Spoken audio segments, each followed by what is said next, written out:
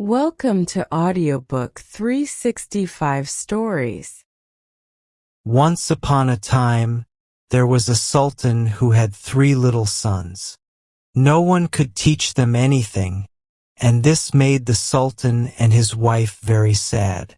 One day, a magician came to the sultan and said, "If I take your 3 boys and teach them to read and write, and make them great scholars, what will you give me?" The sultan said, "I will give you half of my property." "No," said the magician, "that won't do. I'll give you half of the towns I own," said the sultan. "No, that will not satisfy me," the magician replied. "What do you want then?" asked the sultan. "When I have made them scholars and bring them back to you, choose 2 of them for yourself and give me the 3rd. "I want a companion of my own," said the magician. "Agreed," said the sultan. So the magician took the 3 boys away. In a short time he taught them to read and write and made them good scholars. Then he took them back to the sultan and said, "Here are the children. They are all equally good scholars. Choose."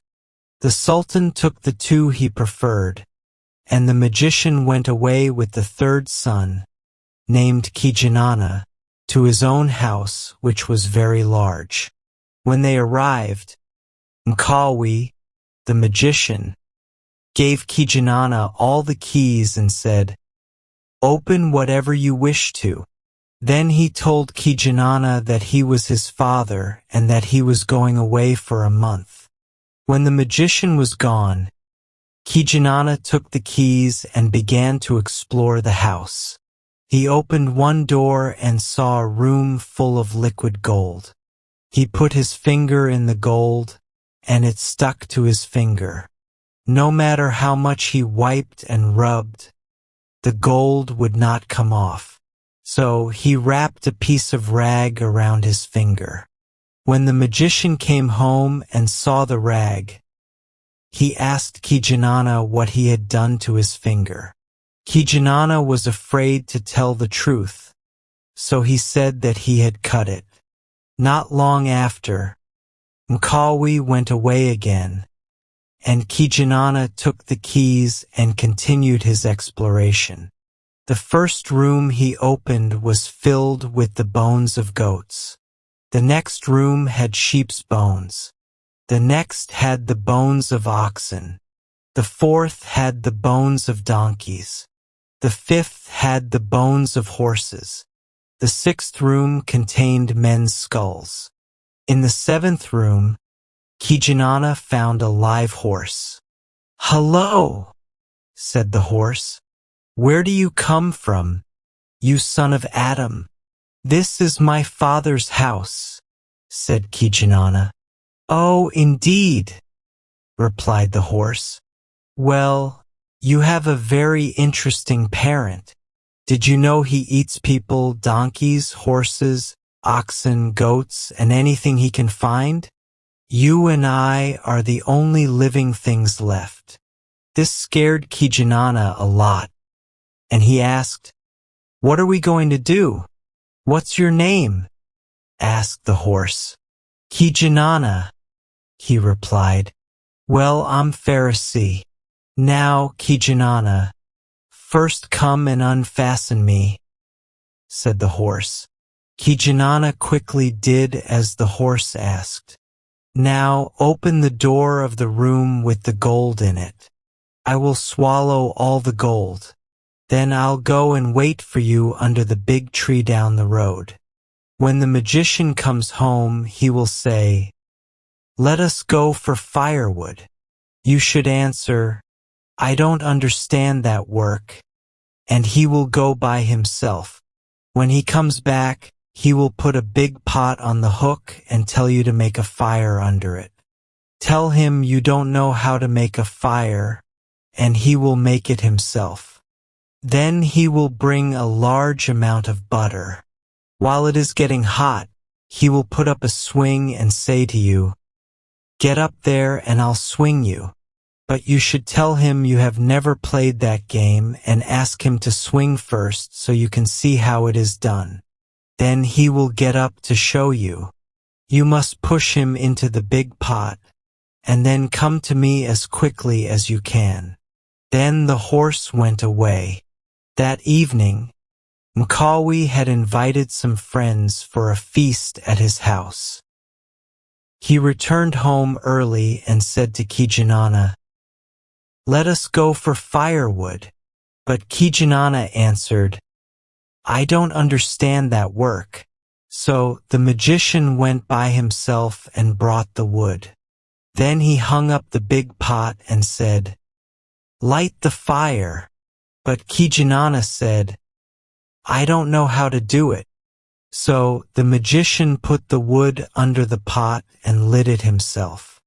Then he said, "Put all that butter in the pot." But Kijinana answered, "I can't lift it. I'm not strong enough." So the magician put the butter in himself. Next, Mkawi said, "Have you seen our country game?" Kijinana answered, "I think not." "Well," said the magician, "let's play it while the butter is getting hot."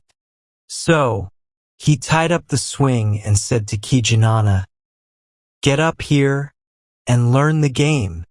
But Kijinana said, "You get up first and show me. I'll learn quicker that way."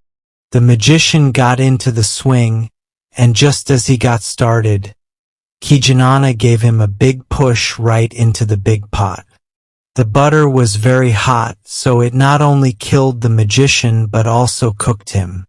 As soon as Kijinana had pushed the magician into the big pot, he ran as fast as he could to the big tree, where the horse was waiting for him. Right into the big pot! Right into the big pot! Kijinana thought excitedly. "Come on," said Pharisee. "Jump on my back and let's go." Kijinana mounted the horse, and they started off. When the magician's guests arrived, they looked everywhere for him but could not find him. After waiting for a while, they became very hungry. They looked around for something to eat and saw that the stew in the big pot was done. They said to each other, "Let's begin, anyway," and started eating the stew. They ate the entire contents of the pot. After they had finished eating, they searched for Mkawi again. They found lots of food in the house and decided to stay there until he came back. But after they had waited a couple of days and eaten all the food in the place, they gave up and returned to their homes.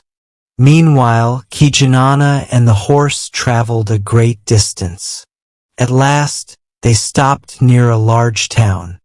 "Let us stay here," said Kijinana, "and build a house."